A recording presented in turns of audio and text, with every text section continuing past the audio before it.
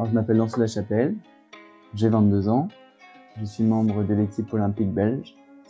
J'habite en Normandie, près de Deauville, et je prépare les Jeux Olympiques de Tokyo 2021.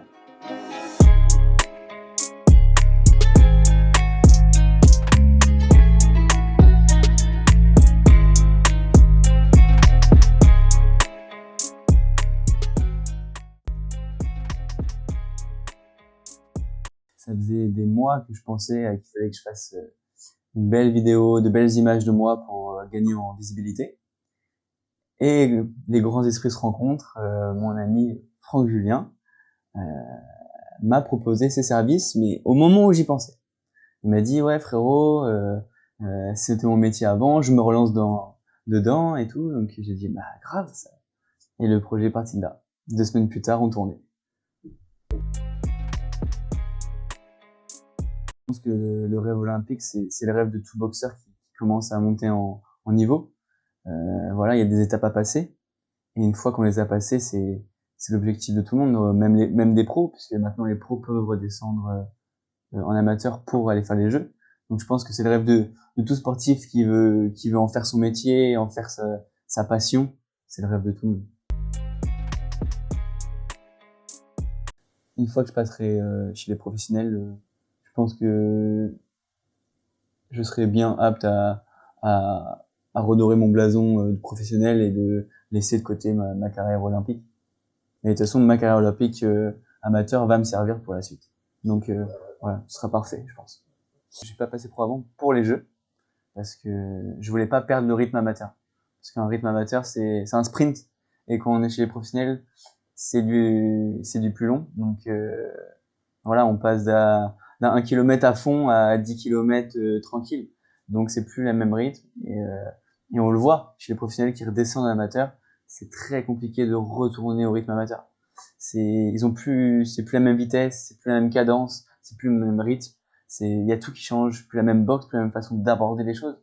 Donc je voulais pas perdre ce rythme-là. Je l'ai, et je pense que même le rythme professionnel je pense que je vais préférer le rythme professionnel. Va mieux m'aller pour la suite. Mais voilà, je voulais pas le perdre, donc je choisis de passer pro après les Jeux pour vivre vraiment bien de ma passion, déjà, premièrement, et pouvoir me concentrer à 100% là-dessus.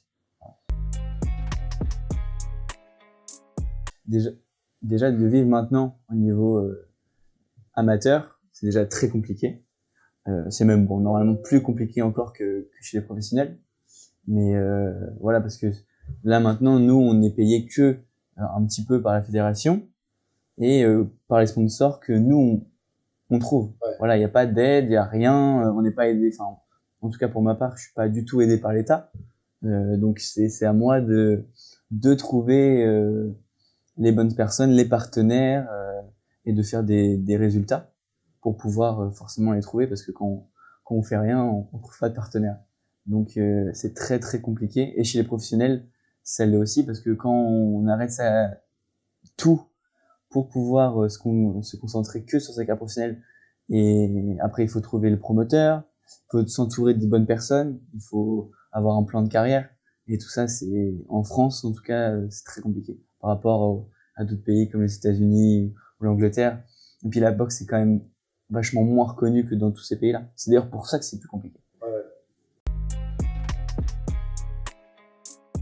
Après, je vais rester avec mon entraîneur actuel, Atman Bomama, parce que je suis avec lui depuis que j'ai l'âge de 6 ans, donc on change pas une équipe qui gagne. Voilà, ça s'est toujours très bien passé, c'est mon deuxième papa, donc je me vois pas arrêter avec lui. Mais par contre, même de son côté, on en a déjà parlé, évidemment, il y aura tout ce qu'on peut perfectionner avec d'autres personnes, tout ce qui est bon à prendre, on va le prendre.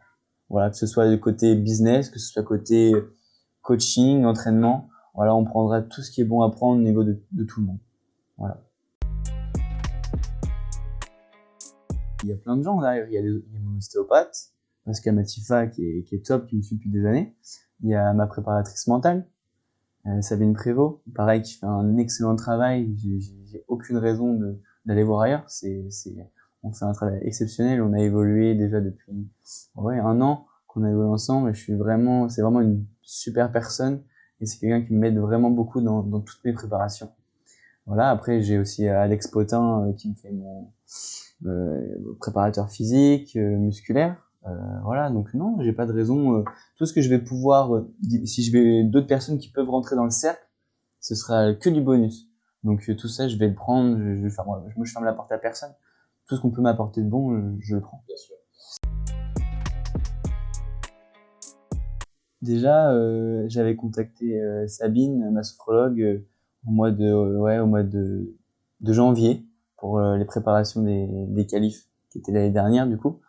Et voilà, déjà il y a 3 bons mois déjà de travail. Voilà, donc comment on l'aborde? Eh ben il faut tout dire. Ses doutes, ses peurs, faut les affronter. Après il y a plein d'exercices à faire.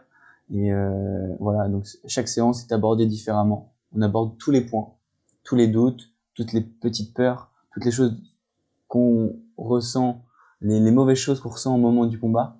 Voilà, toutes ces choses-là, on les aborde, on les prend petit à petit et on fait partir tout ce qui va pas et on prend tout le positif avec soi. Voilà.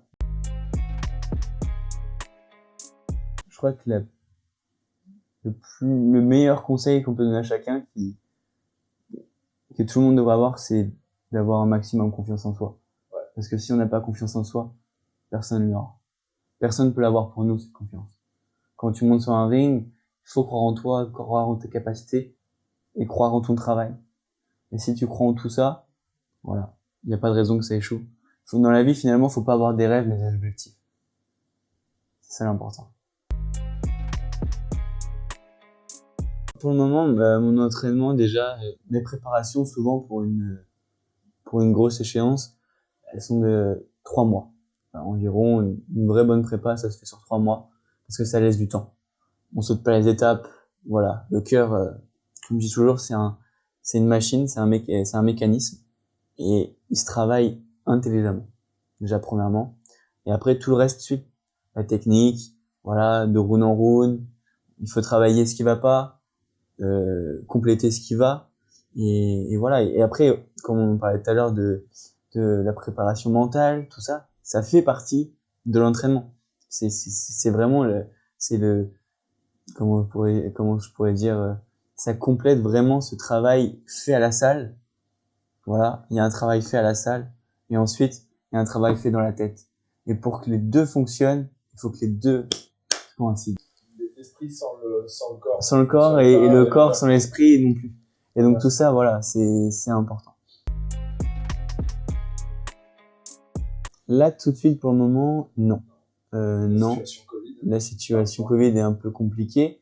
Nous, on a eu de la chance, je suis parti en tournoi, voilà, donc je me sens quand même un peu privilégié par rapport aux autres gens parce que c'est vrai que les gens peuvent plus voyager, les gens, voilà, sont obligés de rester chez eux, d'avoir le couvre-feu à 18h et tout. C'est une période qui est compliquée pour tout le monde, qui est très mal gérée. Et nous, on a de la chance de pouvoir, voilà, on a été à un stage en Espagne 10 jours. On a profité à fond. On a eu la chance de pouvoir aller boire un verre en terrasse qui se fait plus depuis 1 an. On a pu aller skier, ce qui n'est pas d'actualité en France. Donc tout ça, et puis on s'est entraîné fort. On a fait un super stage. Donc voilà, on se sent, en tout cas pour moi, je me sens privilégié. Tout dépend de l'échéance. Alors quand c'est une échéance qui est prévue avec un adversaire concret, je vais prendre des boxeurs qui ont entre guillemets le même style que l'adversaire que je vais rencontrer. Après, si c'est un tournoi et on peut rencontrer n'importe qui, n'importe quel style, n'importe quel boxeur, là je vais prendre tout. Voilà, des gauchers, des droitiers, des frappeurs, des stylistes, pour pouvoir avoir une préparation complète et pouvoir me préparer à n'importe quel type de boxe. Alors le style de Lancelot, moi je suis très styliste, voilà. Moi je suis pas un bagarreur, je suis pas un rentre-dedans. Moi j'ai une boxe très propre, très technique, basée sur le coup d'œil et le timing. Voilà, moi j'ai un très gros timing et comme on dit, le timing bat la vitesse. Donc c'est vrai que techniquement je rencontre rarement des gens qui sont au-dessus de moi. Après, ça peut... Justement, c'est pour ça que je monte sur le haut niveau avec Silemanis Sissoko, tout ça, des gens qui sont capables de me mettre en difficulté. Et je mets aussi beaucoup les gants avec Matteo H, qui est un grand technicien aussi, comme moi. Du coup, souvent, ça fait des sparring bien techniques, bien guerriers en même temps.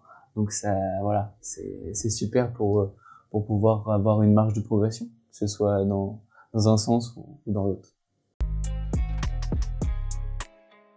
Je pense que déjà, premièrement, c'est un travail sur l'avenir. Parce que, en fait, on développe une image. Voilà. Et une image qui est pour les sportifs, pour les artistes, pour tous ceux qui sont un peu dans ce milieu, qui est, je pense, le plus important. Autre que le côté sportif, que le côté, au niveau auquel tu es. Voilà. Une image, ça se crée, premièrement. Et ça se travaille tout le temps. Une image, ça s'entretient tout le temps. Et je pense que ça, c'est une préparation pour l'avenir. Pour quand les choses vont... Moi, j'espère qu'une chose, c'est que les choses explosent un jour. Mais je l'espère de tout cœur, que mon travail paiera. Et je pense que cette image-là, le fait de l'avoir travaillé pendant des années, voilà, ça va créer quelque chose et ça va m'aider vraiment dans l'avenir de ma carrière. Et tout ça, c'est avec des opportunités. Des gens qui viennent te chercher pour des sparring. Des grosses têtes. Même le fait que, par exemple, Silemanis Sissoko, je l'ai contacté sur les réseaux, envoyé un message, on s'était déjà parlé plusieurs fois avant, boum, il a répondu directement. Dame, allez, ouais, vas-y, on se voit là, boum, on va mettre les gants, voilà, on va travailler ensemble. Voilà, j'ai dit ouais, grave. Et voilà. Les choses se font comme ça. Maintenant, tout marche au niveau des réseaux sociaux, on va pas se mentir. Si t'as pas un réseau social, y a rien qui marche, voilà. On peut le voir rien qu'avec notre vidéo. S'il y avait pas eu de réseaux sociaux, c'était Walou. Donc voilà, c'est hyper important et c'est hyper important, je pense, pour de plus en plus de monde. Mais il faut savoir aussi bien gérer parce qu'on peut aussi tuer son image avec les réseaux sociaux. C'est vraiment quelque chose c'est vraiment ce que j'espère une deuxième carrière dans le cinéma parce que c'est quelque chose que j'adore, l'acting, jouer un rôle, faire quelque chose qui est différent de moi. Je trouve que c'est un truc qui m'inspire beaucoup, quelque chose que j'aime beaucoup. Par exemple, j'ai eu une chance de faire d'être sur le tournage du film Sparring avec Mathieu Kassovitch, donc voir un peu les rouages du cinéma, même si voilà, moi c'était juste la figuration, tout ça, mais ça a permis de voir un peu comment les choses se passent et j'ai trouvé ça super intéressant. Et je vois, j'ai d'autres choses normalement qui vont arriver avec un grand réalisateur français. Donc j'espère que tout ça, ça va amener c'est du concret et j'espère vraiment que ça apportera sur quelque chose. Je pense que cette image-là, du côté artistique, elle est bien pour les boxeurs. Parce que ça montre comme on disait précédemment, un peu, le boxeur, on le voit un peu rude, un peu bête, un peu, voilà, un rentre-dedans qui réfléchit pas. Et ce côté artiste, ce côté scène, c'est bien, ça met en valeur que un boxeur, il est pas bon qu'à donner des coups et en prendre. Il est bon à plein de choses. Et ça, je pense que c'est une belle image pour la boxe et pour même les générations futures. Je pense que ça peut vraiment être quelque chose de bénéfique.